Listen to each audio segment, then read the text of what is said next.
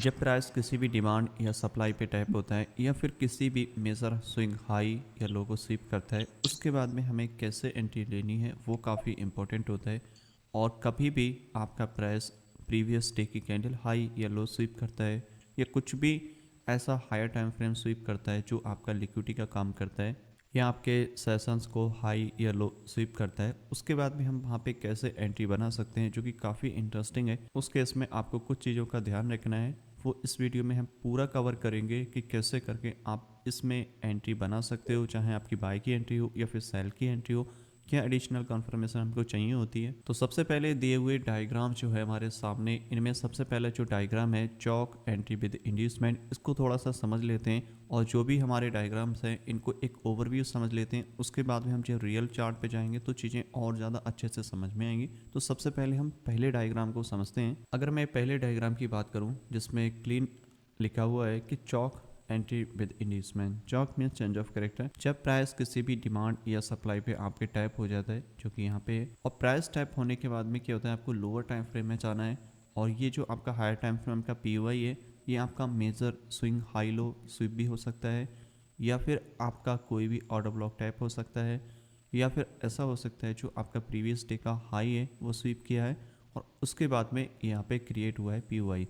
जो उसकी शेडो होती है या जिसका ऑर्डर ब्लॉक होता है उसको हम पीओआई में मार्क करते हैं, जो कि हमने प्रीवियस वाले चैप्टर में सीखा था। और इस चैप्टर में हम सीख रहे हैं एंट्री के बारे में और उसको कैसे एक्सिक्यूट करना है, जो कि काफ़ी इंपॉर्टेंट चीज़ होती है। तो जब भी प्राइस आपके पीओआई पे टैप होगा और पीओआई पे टैप होने के बाद हमको स्विच होना है लोअर टाइम फ्रेम में। और जब आप लोअर टाइम फ्रेम में स्विच करोगे तो आपको जो स्ट्रक्चर है वो नॉर्मल स्ट्रक्चर फॉलो करना है। आपको जो इंड्यूसमेंट वाला स्ट्रक्चर है वो फॉलो नहीं करना है। आपको सिंपली आपका जो नॉर्मल स्ट्रक्चर होता है वो फॉलो करना है। प्राइस आपका जब भी आपके पीओआई पे टैप करेगा और टैप करने के बाद में आपको चाहिए होता है कि आपका जो प्रीवियस कैंडल का या प्रीवियस मूव का जो लो है वो ब्रेक करे। तो इस केस में आप देखोगे ये हमारा जो मूव था कुछ इस टाइप से ऊपर गया था और मार्केट ने इसको इधर ही ब्रेक किया है इस पॉइंट पे। तो जब यहाँ पे इसने ब्रेक किया तो ये वाला जो पॉइंट होगा हमारा, ये चेंज ऑफ करेक्टर होगा, क्योंकि इसका मीनिंग होता है मार्केट में जो रिवर्सल आने वाला है उसका ये पहला इंडिकेशन होता है, जिसे चेंज ऑफ करेक्टर बोलते हैं। मार्केट ने इसको ब्रेक किया यहाँ से और ये आपका कंफर्म हो गया। और हम जब भी बाय या सेल करेंगे उसमें दो कंडीशन होगी। बाय या सेल करने के लिए आपको चाहिए होगा लोअर टाइम फ्रेम का इंड्यूसमेंट, या फिर आपका जो भी जिस एरिया पे आप सेल कर रहे हो या फिर बाय कर रहे हो वो कैंडल वो जोन आपका लिक्विडिटी स्वीप करे। तो उस केस में आपको इंड्यूसमेंट की बिल्कुल भी ज़रूरत नहीं है। जैसे अगर प्राइस यहाँ पे जाता कुछ इस टाइप से और ये कैंडल जो आपकी है इसको ये स्वीप कर देती यहाँ से इस पॉइंट से, और स्वीप करने के बाद में इसके नीचे क्लोजिंग दे देती, तो ये वाला जो पोर्शन है आपका ये आईएफसी बोल जाता है इसको, या फिर इसको वो कैंडल बोलते हैं जहाँ से हम एंट्री ले सकते हैं या सेल कर सकते हैं। ये जो आपकी कैंडल है इसने प्रीवियस हाई की लिक्विडिटी स्वीप करी है, जो कि एडिशनल कंफर्मेशन हो जाती है हमारे लिए सेल के लिए। और इस केस में अगर इंड्यूसमेंट बनता है तो ठीक है, नहीं बनता है तब भी हम इसमें सेल कर सकते हैं और ऊपर जाने के बाद में इसको इस तरीके से एक्सपेक्ट कर सकते हैं। अगर प्राइस नॉर्मली गया है और जिस साइड से ज़्यादा है मार्केट, जैसे नॉर्मल आपका प्राइस ऊपर गया और जाने के बाद में ऊपर गया और उसके बाद में नीचे आ गया, यहाँ पे कोई भी लिक्विडिटी स्वीप नहीं हुआ, कुछ भी नहीं बना, जनरली स्ट्रक्चर ऊपर गया और जाने के बाद में नीचे ब्रेक हो गया। अब यहाँ से क्या हुआ, मार्केट ने एक पुल बैक लिया ऊपर साइड में और उसके बाद में नीचे आया। तो इसका मतलब क्या है, ये जो हमारा पहला हाई है ये हमारा इंड्यूसमेंट का काम करेगा। और जब हमें सेल करना होगा, यहाँ पे कितना भी अच्छा ऑर्डर ब्लॉक बने आपको यहाँ पे सेल नहीं करना है। और यहाँ पे जो सेल करते हैं वो होता है स्मार्ट मनी ट्रैप, जो कि हमने ऑलरेडी पढ़ लिया है। तो अब जो हमें सेल करना है वो इस इंड्यूसमेंट के अबव करना है। यहाँ पे कितना भी अच्छा ऑर्डर ब्लॉक बने आपको यहाँ पे सेल नहीं करना है। वेट करो ये ब्रेक करे और उसके बाद में इस पीवाई को टैप करेगा, फिर हम क्या यहाँ से इसको सेल करेंगे और नीचे की तरफ इसको एक्सपेक्ट करेंगे। और इसी को बोलते हैं चौक विद इंड्यूसमेंट एंट्री। ये आपकी पहली एंट्री होगी यहाँ पे और ये काफ़ी नॉर्मल है और आपको ज़्यादातर फॉरेक्स में देखने को मिलेगी, क्योंकि फॉरेक्स में आप 15 मिनट का टाइम फ्रेम लेते हो और 1 मिनट में स्विच करते हो, तो आपको ये बहुत ज़्यादा देखने को मिलेगा। स्टॉक में आपको देखने को मिलेगा, बट आपका टाइम फ्रेम अगर थोड़ा बड़ा होगा 5 मिनट और 1 मिनट के टाइम फ्रेम में आपको सिंगल कैंडल मिटिगेशन के बेस पे बहुत सारी एंट्री मिलेंगी। बट चौक बेस पे एंट्री जो है वो कम मिलेंगी आपको, बट आपको मिलेंगी ज़रूर। अगर आप थोड़ा सा टाइम फ्रेम बड़ा करोगे तो आपको ये सारी एंट्री मिलेंगी देखने को, क्योंकि 5 मिनट और 1 मिनट में बहुत ज़्यादा डिफ्रेंशिएट नहीं होता टाइम फ्रेम का। इसकी वजह से आपको सिंगल कैंडल मिटिगेशन एंट्री ज़्यादा मिलती हैं और दोनों ही स्मूथ काम करेंगी, दोनों ही आपको सिखाया जाएगा। तो आपका पहला वाला जो एंट्री का डायग्राम है वो क्लियर हो चुका होगा, क्योंकि मार्केट को चाहिए आपका पहले आपका हाई स्वीप हो या फिर आपका पी वाई टैप करे, और पी वाई टैप करने के बाद में आपको सिंपली एक चेंज ऑफ कैरेक्टर का वेट करना है, और वेट करने के बाद में आपका इंड्यूसमेंट क्रिएट होता है इस टाइप से, तो आप सेल करोगे। अगर इंड्यूसमेंट नहीं होता है तो लिक्विडिटी स्वीप करें और उसके बाद में नीचे आएगा प्राइस, उसके हम क्या है यहाँ पे सेल करेंगे। ये जो सिनेरियो है आपका ये ऑटोमेटिकली क्रिएट होगा, तब हमें एंट्री लेनी है। ऐसा नहीं करना है कि प्राइस टाइप हुआ तो आप उसी का वेट कर रहे हो, चौक होगा या बॉस होगा। जैसा प्राइस में बिहेवियर होगा उसके अकॉर्डिंग ही हमें एंट्री लेनी है। अगर प्राइस टैप किया है और वहाँ से फ्लिप एंट्री देता है तो फ्लिप एंट्री बनाएंगे। अगर वहाँ पे सिंगल कैंडल मिटिगेशन के बेस पे एंट्री है तो उसके अकॉर्डिंग एंट्री लेंगे। कुछ भी एंट्री अपने साइड से नहीं बनानी है, कुछ भी ऐसा नहीं करना है कि आप उसमें ज़बरदस्ती ट्रेड लोगे। आपको बस वेट करना है प्राइस कैसा बिहेव कर रहा है, क्योंकि डिफरेंट एंट्री मॉड्यूल है तो प्राइस में जो बिहेवियर होगा वो भी डिफरेंट होगा, तो उनको ही उसके अकॉर्डिंग हमें फॉलो करना है और उसी के अकॉर्डिंग हमें एंट्री लेनी है। तो अब समझते हैं दूसरा वाला डायग्राम, जो कि यहाँ पे इसमें चौक भी है, फ्लिप भी है और उसके बाद में लिक्विडिटी स्वीप भी है। इस डायग्राम में अगर आप देखोगे प्राइस ने आपके जो पी वाई है उसको टैप किया है, और टैप भी किया है या फिर आपका स्वीप किया है, कुछ भी कंडीशन हो सकती है, बट आपका ये है पी वाई का काम करेगा। तो पी आई टैप होने के बाद में मार्केट ने जो यहाँ पे break of structure change of character जो दिया है यहाँ पे, वो थोड़ा सा डिफ्रेंशिएट किया है। पहले मार्केट ने क्या किया, डिमांड पे टैप किया। डिमांड जो आपकी फर्स्ट रिसेंट लो होगा उस पर यहाँ पे ऑर्डर ब्लॉक क्रिएट होता है, मोस्टली आपको देखने को मिलेगा। और क्रिएट होने के बाद में क्या होता है, प्राइस ऊपर से गिरा बट यहाँ से शार्पली नीचे की तरफ ब्रेक नहीं होता है। मार्केट यहाँ पे थोड़ा सा पुल बैक लिया अप साइड में, और अप साइड में पुल बैक लेने के बाद में इसको ब्रेक कर दिया। इस केस में अगर आप देखोगे जो प्राइस ने ब्रेक करा है वो शार्पली नीचे की साइड में ब्रेक किया है, कोई भी यहाँ पे रिटेस्ट नहीं लिया है, कोई भी यहाँ पे पुल बैक नहीं लिया, मार्केट ने शार्पली ब्रेक किया है। बट इस वाले कंडीशन में अगर आप समझोगे नंबर 2 डायग्राम में, यहाँ पे जो प्राइस टाइप किया है उसने क्या यहाँ पे पुल बैक लिया है। पुल बैक लेने के बाद में प्राइस ऊपर जाने के बाद थोड़ा सा फिर नीचे की तरफ ब्रेक किया है।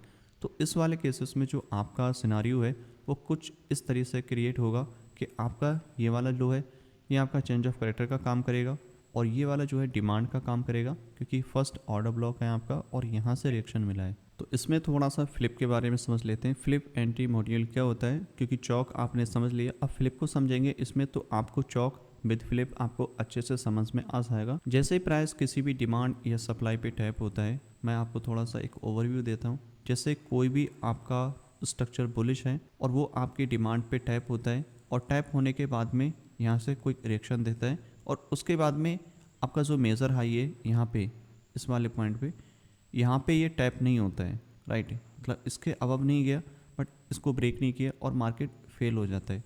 जो आपका मेजर लो होता है इस पॉइंट पे ये आपका ब्रेक हो जाता है, और ये जो आपकी एरिया है वो आपका डिमांड टू सप्लाई में कन्वर्ट हो जाता है।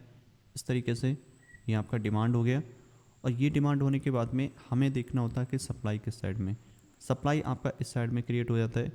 ये आपका होता है फ्लिप एंटी मॉड्यूल, क्योंकि जब कोई डिमांड आपकी सप्लाई में कन्वर्ट हो जाती है, इसको D2S भी बोलते हैं, और यहाँ से हम इसको सेल कर सकते हैं, करेक्ट। तो ये एक एंटी मॉड्यूल है जिसको फ्लिप एंटी मॉड्यूल बोलते हैं। तो वही चीज़ यहाँ पे अप्लाई की गई है, सेम चीज़ें। मार्केट ने डिमांड पे टैप किया और डिमांड पे टैप करने के बाद में ऊपर गया मार्केट और फिर नीचे की तरफ ब्रेक कर दिया। अब जब ब्रेक कर दिया, ये वाली जो डिमांड थी हमारी, ये डिमांड हमारी सप्लाई में कन्वर्ट हो गई इस पॉइंट पे जा कर के, करेक्ट। तो ये हमारा एरिया बन गया फॉर सेल, इस टाइप से इसको सेल कर सकते हैं। अब यहाँ पे थोड़ी सी इंटरेस्टिंग चीज़ ये है कि हम सेल तो करेंगे, इसमें इंड्यूसमेंट की ज़रूरत है या नहीं है, या फिर लिक्विडिटी की ज़रूरत है, किस तरीके से हम इसको और ज़्यादा अच्छे से सेल कर सकते हैं। कोई भी एंट्री अगर आप ले रहे हो, चाहे आपकी बाय की हो, सेल की हो, फ्लिप एंट्री मॉडल हो, चौक एंट्री मॉडल हो, हर एक एंट्री में आपको लिक्विडिटी या फिर इंड्यूसमेंट की ज़रूरत है। बिना उसके आप उसमें सेल नहीं कर सकते, चाहे आपका सेटअप कितना भी अच्छा क्यों ना बने। अगर मैं इसको थोड़ा सा क्लीन करके दिखाऊँ आपको पूरा, तब आपको और अच्छे से इसकी पिक्चर जो है क्लियर समझ में आ जाएगी। यहाँ पे अगर आप देखोगे जो यहाँ पे सेल किया है, यहाँ पे किसी भी टाइप का कोई इंड्यूसमेंट नहीं लिया है, बट यहाँ पे जो था माइनर आपका लिक्विडिटी जो है स्वीप किया है। अगर लिक्विडिटी स्वीप किया तो आप डायरेक्टली वहाँ से सेल कर सकते हो। अगर यहाँ पे लिक्विडिटी स्वीप नहीं होता और जो स्ट्रक्चर है वो नॉर्मली ऊपर जाता है और उसके बाद में फिर नीचे के साइड में आता है, तो हमें चाहिए होता है यहाँ पे प्रॉपर एक इंड्यूसमेंट, और इंड्यूसमेंट ये वाला हाई होता है, और उसके बाद में प्राइस ऊपर जाएगा, हमारे इस प्राइस पॉइंट पे और इस ऑर्डर फ्लो पे, इस ऑर्डर ब्लॉक पे जो भी आपका पी रहेगा लोअर टाइम फ्रेम का, वहाँ से हम इसको इसको सेल करेंगे इस टाइप से। तो ये जो है आपका एक वैलिड एंट्री मॉडल रहेगा, क्योंकि आपका जो डिमांड था वो अब आपका सप्लाई में कन्वर्ट हो चुका है यहाँ पे आकर के। और दूसरा ये आपका जो लो था वो भी आपका ब्रेक हो गया है, ये आपका हो गया चेंज ऑफ करेक्टर। तो यहाँ पे चेंज ऑफ करेक्टर भी हुआ और आपका फ्लिप एंट्री मॉडल भी हुआ। सम टाइम एक और सिचुएशन क्रिएट होती है, वो भी मैं आपको एक्सप्लेन कर दूं, क्योंकि यही 3 कंडीशन ज़्यादातर आपको फ्लिप वाले केस में आपको देखने को मिलेगी। एक लास्ट जो आपकी पॉसिबल सिनारियो रहता है कि आपका प्राइस यहाँ पे डिमांड पे टैप किया और टैप करने के बाद में यहाँ से एक कोई करेक्शन दिया और नीचे की तरफ ब्रेक हो गया। अब यहाँ पे ना ही कोई लिक्विडिटी स्विप हुई है और ना ही यहाँ पे कोई भी इंड्यूसमेंट क्रिएट हुआ है, बट प्राइस जो है ऊपर की तरफ जा रहा है, तो हमें कहाँ पे सेल करना है। तो इस केस में ये जो आपका हाई होता है, जो आपका ऑर्डर ब्लॉक है इस टाइप से जो क्रिएट हुआ है, यही आपका एसएमटी का काम करेगा। और जो हमें एंट्री लेनी होगी वो इसको स्वीप करने के बाद ही लेनी होगी, या फिर आपका कोई भी अगर एक्सट्रीम पे यहाँ पे ऑर्डर ब्लॉक है बना है तो वहाँ पे हम इसको सेल कर सकते हैं। तो मेन चीज़ है कि आपको लिक्विडिटी या फिर इंड्यूसमेंट मिले तभी हमको बाय या सेल करनी है, बिना उसके हम इसमें बाय या सेल नहीं कर सकते। तो ये 2-3 पॉसिबल सिनारियो होते हैं फ्लिप एंट्री मॉडल में। और चॉक एंट्री मॉडल आपको समझ में आ गया होगा कि मार्केट जो है प्रीवियस लो ब्रेक करेगा, फर्स्ट हाई आपका जो रहेगा ये आपका है इंड्यूसमेंट, ये होना बहुत ज़रूरी है, उसके बाद ही हम इसमें सेल करेंगे। अगर ये नहीं है तो आपका जो है लिक्विडिटी स्वीप हो इस पॉइंट पे तब भी चलेगा, कुछ इस टाइप से जैसा कि मैंने एक्सप्लेन किया था। करेक्ट। अगर ये लिक्विडिटी स्वीप किया है तो ये वाला जो आपका ऑर्डर ब्लॉक है वो आपका बेरिश रहेगा और यहाँ से हम इसमें सेल कर सकते हैं, ये काफ़ी हाई प्रोबेबिलिटी रहता है। अब बढ़ते हैं तीसरे डायग्राम की तरफ, वहाँ पे आपको थोड़ा और अच्छे से समझने को मिलेगा एक नेक्स्ट एंट्री मॉडल के बारे में। इस डायग्राम में अगर आप देखोगे जो कि 3 नंबर का डायग्राम है और ये आपका 2 नंबर का है, तो इन दोनों डायग्राम में देखोगे सिमिलर चीज़ें हैं, बट थोड़ा सा माइनर सा डिफरेंशिएट क्रिएट हुआ है, जो कि मैंने अभी एक्सप्लेन किया था कि मार्केट में क्या होता है, जो आपका डिमांड होता है इस टाइप से ऊपर की तरफ गया और जाने के बाद में उसको होल्ड नहीं कर पाया बट ब्रेक कर दिया। तो ब्रेक करने के बाद में हमें चाहिए होगा इंड्यूसमेंट, उसके बाद ही हम वहाँ से इसको सेल करेंगे इस टाइप से। तो ये जो एंट्री है आपकी चॉक एंड फ्लिप, और इसमें क्या है इंड्यूसमेंट है। तो चॉक फ्लिप विद इंड्यूसमेंट जो एंट्री मॉडल है उसमें आप इस तरीके से इसको सेल करेंगे। और अगर यहाँ पे ये इंड्यूसमेंट क्रिएट नहीं होता तो आप कहाँ पे इसको सेल करते। फॉर एग्जांपल के लिए ये आपका यहाँ से पुल बैक हुआ राइट, और ये डायरेक्टली ब्रेक हुआ, यहाँ पे किसी भी टाइप का कोई इंड्यूसमेंट नहीं है, तो हमें जो सेल करना होगा वो इस ऑर्डर ब्लॉक के अबव सेल करना होगा, क्योंकि ये जो ऑर्डर ब्लॉक है ये आपका लिक्विडिटी का काम करेगा।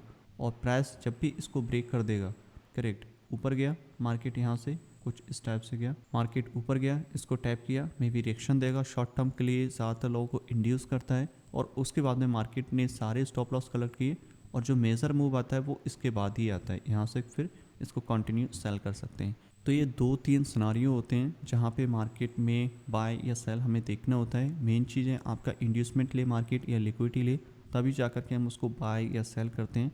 तो इस तरीके से जो आपका सेल एंट्री मॉडल है काम करता है। और अब एक नज़र हम अपने बाय के सेटअप पे डाल लेते हैं कि बाय अगर सिनारियो रहेगा तो किस तरीके से हम ट्रीट करेंगे। सेम चीज़ें रहेंगी, स्ट्रक्चर आपका सिमिलर रहेगा, बस जो ट्रेंड का है वो डिफ्रेंशिएट हो जाएगा। अभी जो हमारा ट्रेंड है बेरिस में, फिर बुलिस में हो जाएगा। चीज़ें जो रहेंगी वो सारी की सारी सेम रहेंगी, उसमें कोई भी चेंजेस नहीं होंगे, और जो रूल है आपके वो भी सेम रहेंगे, आपकी स्ट्रेटजी है वो भी सेम रहेगी, बस आपका ट्रेंड है वो आपका रिवर्स हो जाएगा। अभी बेरिस है, अभी पुलिस में देखेंगे इसको तो थोड़ा और ज़्यादा अच्छे से हमें क्लियर हो जाएगा। तो ये आपका बाय साइड का सिनारियो है। इस कंडीशन में अगर आप देखोगे जो पहला डायग्राम है आपका यहाँ पे क्रिएट हुआ है इस वाले पोर्शन में, तो ये आपका बाय साइड का डायग्राम है। इस वाले पोर्शन में देखोगे जो कि पहला डायग्राम है यहाँ पे क्रिएट हुआ है। अब इस डायग्राम में अगर आप नोटिस करोगे जो हमने बेरिस वाले डायग्राम में रीड करी थी, सारी चीज़ें सिमिलर हैं, बस जो ट्रेंड का है वो आपका डायरेक्शन है चेंज हो गया है। तो इसमें आपको कैसे बाय करना है, सेम रूल रहेंगे वहाँ पे। प्राइस जो है पहले किसी भी पीवाई पे टैप करना चाहिए, या फिर कोई भी आपका पीवाई है या फिर इंड्यूसमेंट है वो आपका स्वीप होना चाहिए। और वो स्वीप होने के बाद में हमें क्या है लोअर टाइम फ्रेम में स्विच करना है। और लोअर टाइम फ्रेम स्विच करने के बाद आपका जो फर्स्ट हाई होगा इस केस में ये आपका चेंज ऑफ करेक्टर होगा, क्योंकि मार्केट का जो मोमेंटम है वो आपका बेरिस आता है और उसके बाद में प्राइस पे टैप किया और फिर वो सडनली उसको ब्रेक करता है। तो जब प्राइस ब्रेक करेगा तो जो आपका पहला हाई होगा जो कि इस प्राइस पॉइंट पे, इसको ये ब्रेक करेगा, ये आपका हो जाएगा चेंज ऑफ करेक्टर। अब चेंज ऑफ करेक्टर होने के बाद में आपको चाहिए होगी बाय की एंट्री, क्योंकि मार्केट का मोमेंटम अब आप क्या है इसमें बुलिश देख रहे हो। मार्केट ने इसको ब्रेक किया, ब्रेक करने के बाद में एक पुल बैक लिया और फिर मार्केट ऊपर गई। जो ये पुल बैक है हमारा, ये ऐसा इंड्यूसमेंट काम करेगा। मार्केट अब कभी भी हमें नीचे आएगी तो हमें क्या है इस ऑर्डर ब्लॉक पे काम नहीं करना है। ये आपका एसएमटी है, हमेशा जो आपको बाय करना है वो इस इंड्यूसमेंट के नीचे करना है, इस वाले प्राइस पॉइंट पे। अगर यहाँ पे ऑर्डर ब्लॉक नहीं क्रिएट होता है तब भी हमें जो बाइंग करनी है वो इस इंड्यूसमेंट से नीचे ही करनी है, क्योंकि समटाइम क्या होता है ऑर्डर ब्लॉक क्रिएट नहीं होता है। तो मेन चीज़ है हमारे लिए इंड्यूसमेंट। ऑर्डर ब्लॉक हमारे लिए इंपॉर्टेंट नहीं है, मेन चीज़ हमारी लिक्विडिटी और इंड्यूसमेंट है, वो मार्केट कलेक्ट करेगी। उसके बाद हम बाय या सेल का रिस्क ले सकते हैं। बिना इंड्यूसमेंट लिक्विडिटी के हम बिल्कुल भी एंट्री नहीं लेंगे, चाहे आपका ऑर्डर ब्लॉक कितना भी अच्छा क्यों ना बने। और ऑर्डर ब्लॉक जो है वो सेकेंडरी है, कोई प्राइमरी नहीं है। तो आपका जो प्राइमरी है वो है आपका इंड्यूसमेंट और लिक्विडिटी। तो यहाँ पे अगर प्राइस नीचे आता है और आपका इंड्यूसमेंट लिया और यहाँ पे स्वीप किया, स्वीप करने के बाद में क्या है हम यहाँ से बाय कर सकते हैं सिंगल कैंडल मिटिगेशन को फॉलो करके। और उसको भी हम सीखेंगे अभी कि सिंगल कैंडल मिटिगेशन कैसे काम करता है, तब आपको चीज़ें और ज़्यादा अच्छे से क्लियर होती जाएंगी, क्योंकि ये सारी चीज़ें काफ़ी इंपॉर्टेंट है। आप इसको मल्टीपल टाइम देखेगा तो आपको बहुत ज़्यादा अच्छे से इसकी क्लैरिटी आएगी। और उसके बाद में हम इसमें जाएंगे लाइव चार्ट पे, फिर आपको और ज़्यादा अच्छे से चीज़ें समझ में आ जाएंगी कि कैसे करके अप्लाई करना है, कैसे आइडेंटिफाई करना है। अभी हम एक ओवरव्यू ले रहे हैं डायग्राम्स का कि कैसे करके उसमें हमें चीज़ें काम कर रही हैं और उनको कैसे करके आइडेंटिफाई करना है। तो यहाँ पे जैसे ही मार्केट ने इंड्यूसमेंट लिया, आपका जो माइनर लो है वो यहाँ पे ब्रेक हुआ। ब्रेक होने के बाद में हम यहाँ से क्या करेंगे, इसमें नेक्स्ट जो ऑर्डर ब्लॉक बनेगा यहाँ पे शॉर्ट टर्म के लिए बाय करेंगे। फिर ऊपर जाएगा, इंड्यूसमेंट लिया, फिर ऊपर गया, इस टाइप से हम इसमें बाय सेल कर सकते हैं। तो ये आपका पॉसिबल सिनारियो रहेगा। इसमें सिर्फ ये चेंज ऑफ करेक्टर हुआ है, मार्केट ने इंड्यूसमेंट कलेक्ट किया और उसके बाद हम इसमें बाय करेंगे। या तो हमारे जो ऑर्डर ब्लॉक दिया हुआ है उस पर टाइप करें। अगर ऑर्डर ब्लॉक क्रिएट नहीं होता है तो जो मार्केट ने लिक्विडिटी स्वीप किया है ये वाला पॉइंट, स्वीप करने के बाद में यहाँ पे जो हम सिंगल कैंडल मिटिगेशन के बेस पे एंट्री ले सकते हैं। और उसको हम अभी सीखेंगे इन डायग्राम्स के बाद में। तो ये आपका चेंज ऑफ करेक्टर वाला जो एंट्री मॉडल है वो क्लियर हो गया होगा। अब हम बढ़ते हैं दूसरे डायग्राम की ओर, जिसमें है chalk and flip with liquidity SVEEP entry model. इस वाले डायग्राम में अगर आप समझोगे सेम चीज़ें हैं, सेम प्रोसेस है। मार्केट ने यहाँ पे क्या किया है, जो आपका रिसेंट वाला ऑर्डर ब्लॉक था यहाँ पे, इसको टैप करने के बाद में यहाँ से क्विक रिएक्शन दिया है शॉर्ट टर्म के लिए नीचे की तरफ। तो ये जो क्या है आपका सप्लाई है। अब सप्लाई है, अगर मार्केट इसी हाई को ब्रेक करता है इन फ्यूचर तो क्या होगा, आपका एक डिमांड क्रिएट होगा जो कि बॉटम पे जहाँ से प्राइस राइज करेगा। यहाँ से अगर प्राइस राइज कर रहा है करेक्ट इस टाइप से गया, तो ये वाला जो आपका बॉटम पे एरिया बना है, यहाँ पे कुछ भी ऑर्डर ब्लॉक क्रिएट हुआ है वो आपका डिमांड का काम करेगा। और इसी को बोलेंगे S2D, सप्लाई टू डिमांड। जो आपकी सप्लाई थी वो डिमांड में कन्वर्ट होगी और इसी को बोलते हैं फ्लिप एंट्री मॉडल। क्योंकि इस वाले केस में आप देखोगे मार्केट ने शार्पली ब्रेक किया, यहाँ पे कोई भी रिवर्सल नहीं दिया है। सिंपली मार्केट ने प्रीवियस हाई को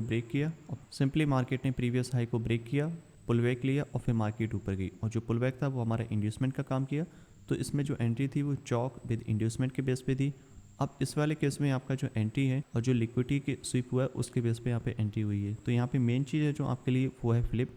आपका फ्लिप किया और उसके बाद में आपका क्या ये चॉक हो गया, क्योंकि मार्केट ने हाई ब्रेक कर दिया। और ये वाला जो जोन है हमारा ये डिमांड का काम करेगा और प्राइस इसको टैप करेगा यहाँ पे और यहाँ से हम इसको बाय कर सकते हैं। तो ये जो है आपका बाय एंट्री मॉडल है फ्लिप और चॉक के बेस पे, इस तरीके से ये काम करता है। अब स्विच करते हैं तीसरे डायग्राम की तरफ जो कि यहाँ पे है।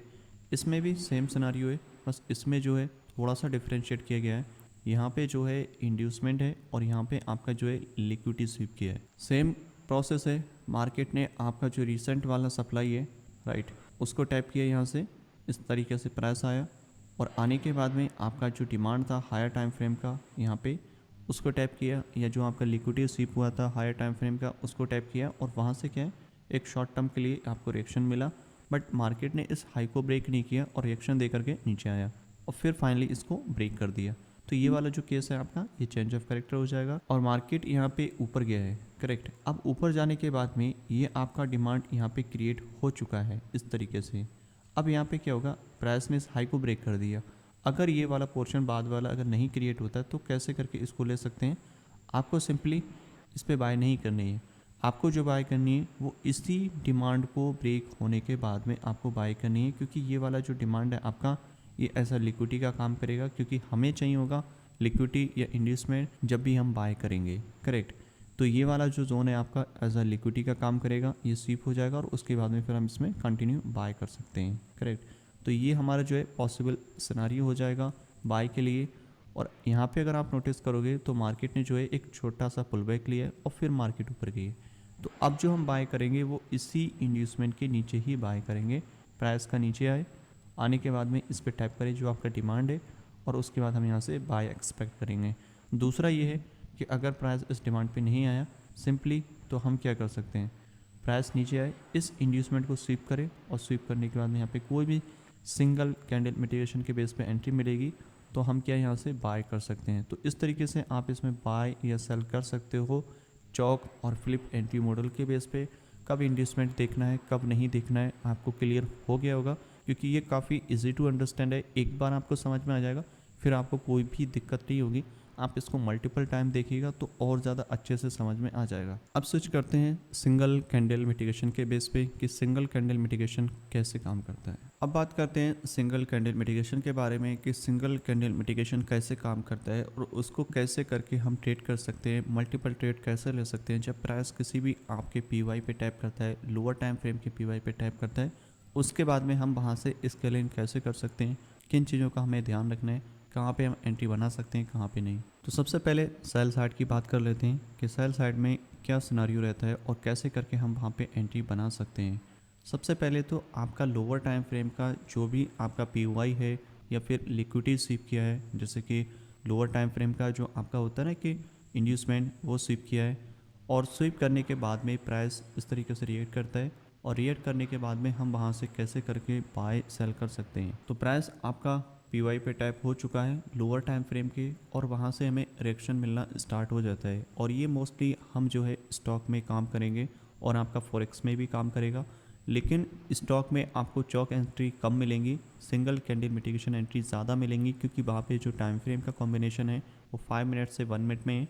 जब आप 5 मिनट से 1 मिनट में जाते हो तो चौक बहुत लेट बनता है, तब तक मार्केट का जो डायरेक्शन है वो काफ़ी ऊपर जा चुका होता है या फिर बहुत नीचे जा चुका होता है। तो उस केस में आप सिंगल कैंडल मिटिगेशन का यूज़ करेंगे, और जो फॉरेक्स में ट्रेड करते हैं वो आपका चौक, बॉस और सिंगल कैंडल मिटिगेशन तीनों का कंबाइन करके तीनों चीज़ें काम करेंगी वहाँ पे। और स्टॉक में भी तीनों चीज़ें काम करेंगी, बट वहाँ पे दिक्कत ये है कि टाइम की थोड़ी दिक्कत ये रहती है कि मार्केट जो है एक लिमिटेड टाइम तक ओपन रहती है, तो जिसकी वजह से स्ट्रक्चर इतना अच्छे से क्रिएट भी नहीं हो पाता है। बट उसके लिए हम यूज़ करेंगे सिंगल कैंडल मिटिगेशन, जहाँ से आप एडिशनल कंफर्मेशन के बेस पे बहुत अच्छी एंट्री बना सकते हो। कोई भी दिक्कत वाली बात नहीं है इसमें कि आपका इसमें अच्छा काम करेगा या उस मार्केट में अच्छा काम करेगा। हर एक मार्केट में बहुत अच्छे से काम करेगा, बट आपको ये समझना है, ये जानना है कि कौन सी चीज़ कहाँ पे अप्लाई करें, कोई भी दिक्कत नहीं आने वाली है। तो सबसे पहले जैसे ही प्राइस ने आपका टैप किया और ये वाली जो ब्लैक कैंडल बनाई है, ये इसलिए बनाई है क्योंकि ये जो कैंडल है ये आपका ब्लू भी हो सकती है और आपका रेड भी हो सकती है, मीन्स आपकी बुलिश कैंडल भी हो सकती है और बेयरिश कैंडल भी हो सकती है। इसका कलर से कोई भी लेना देना नहीं है। तो इसलिए जो भी कैंडल आपका स्वीप करेगी, करेक्ट, तो ये जब आप इसने स्वीप कर दी तो जो पहली एंट्री आपकी रहेगी वो नेक्स्ट कैंडल जहाँ भी ओपन होगी, जैसे यहाँ पे स्वीप की इसने और यहाँ पे सबसे बॉटम पे इसने क्लोजिंग दी है, इस पॉइंट पे प्राइस नीचे आया, यहाँ पे क्लोजिंग दी, ये आपके लिए बेयरिश कैंडल है। तो जो पहली एंट्री होगी वो इसी पॉइंट पे होगी।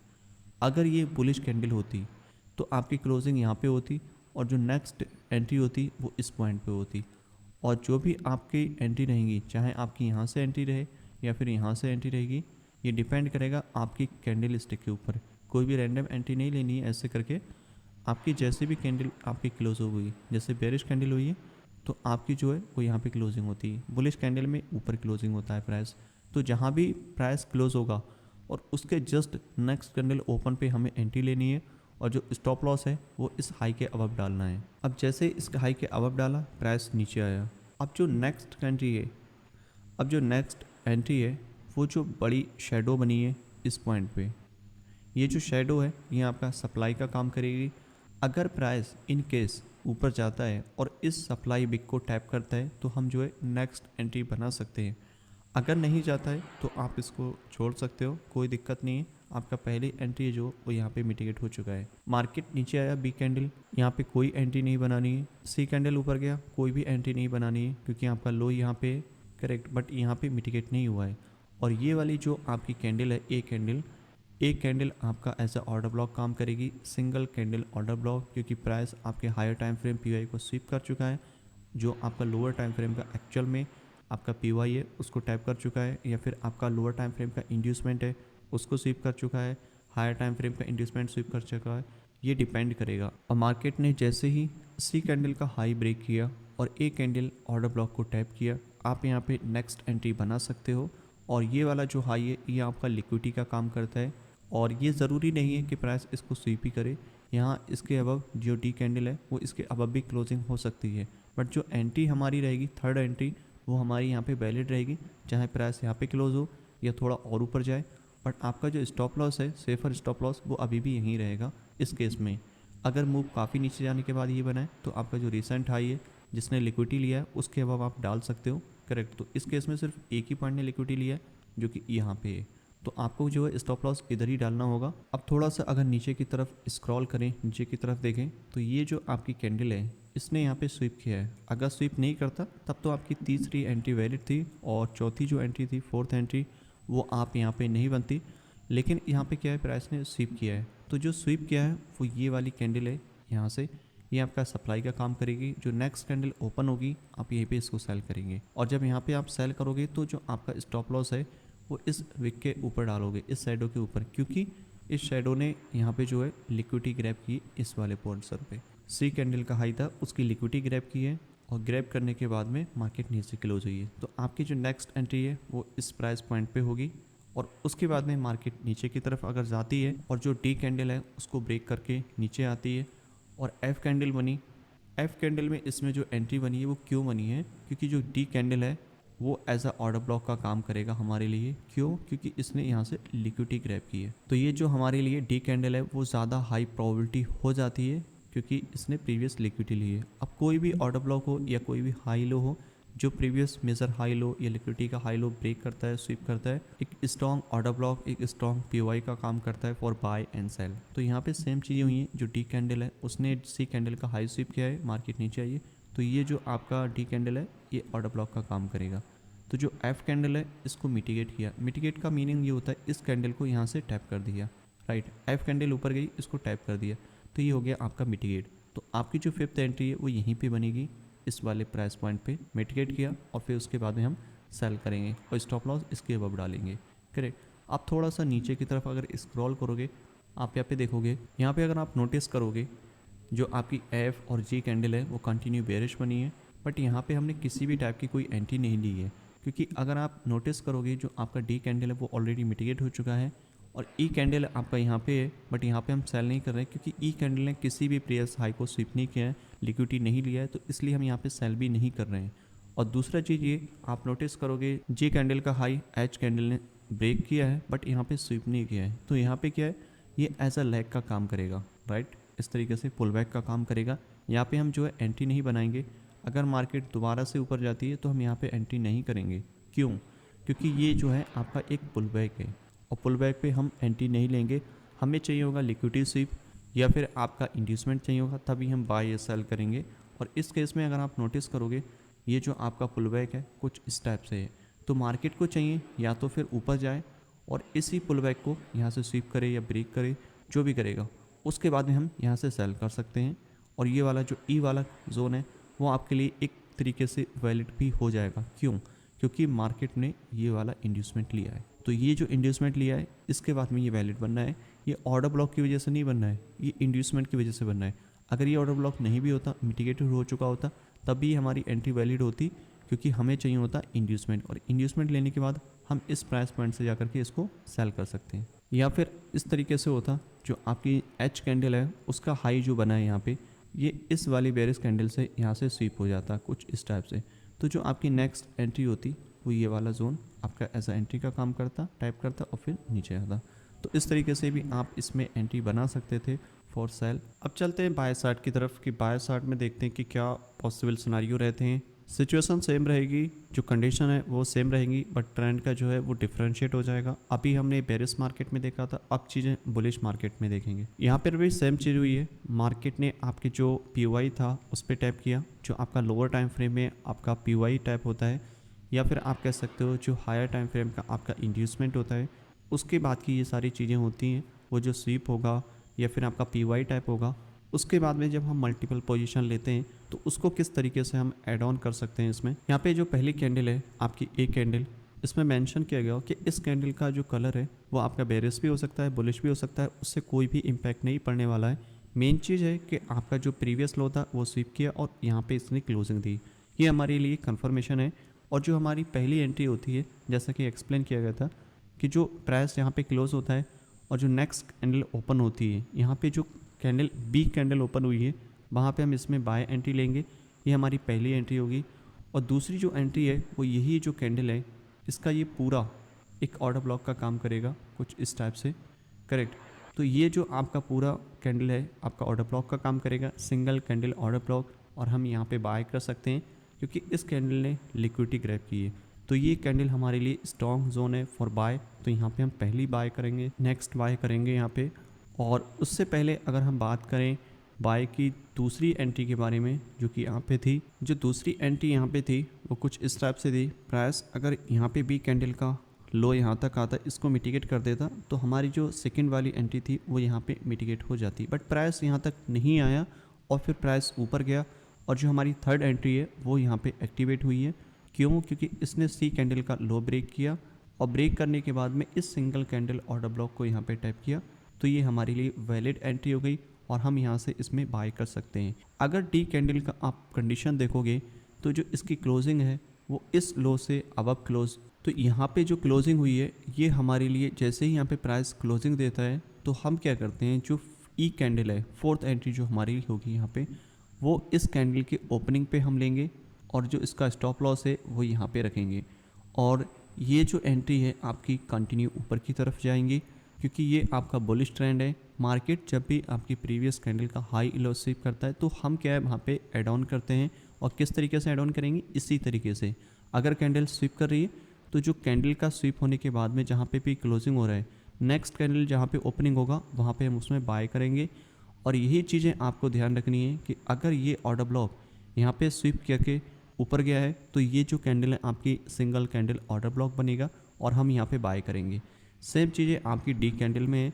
अगर आप डी कैंडल देखोगे तो डी कैंडल ने सी कैंडल का लो स्वीप किया और फिर ऊपर क्लोजिंग दी, ब्रेक करके इसके ऊपर जाता है, करेक्ट। और जाने के बाद में इंस्टेंट वापस आता है, इस कैंडल का जो हाई है इसको मिटिगेट कर देता है। मिटिगेट का मतलब वापस से मार्केट आए और आने के बाद में इसको टैप कर दें, तो ये मिटिगेट हो गया। तो हम क्या है यहाँ पे अपनी बाय की एंट्री लेंगे और स्टॉप लॉस यहाँ पे डालेंगे। तो ये जो है हमारा एंट्री का सेटअप बन जाएगा। हम स्टॉप लॉस यहाँ नहीं डालेंगे क्योंकि ये जो एरिया है, ये जो कैंडल है, ये लिक्विडिटी का काम कर सकती है इन फ्यूचर। क्यों? क्योंकि इस कैंडल ने कोई लिक्विडिटी नहीं ग्रैब की है, लेकिन डी कैंडल ने सी कैंडल का लो स्वीप किया हुआ है, तो ये ज़्यादा स्ट्रॉन्ग जोन है। क्योंकि मार्केट कभी ऐसा भी हो सकता है कि मार्केट नीचे आए, ई कैंडल का भी लिक्विडिटी स्वीप करे और फिर मार्केट ऊपर जाए, तो इसलिए हमें स्टॉप लॉस यहाँ नहीं रखना है।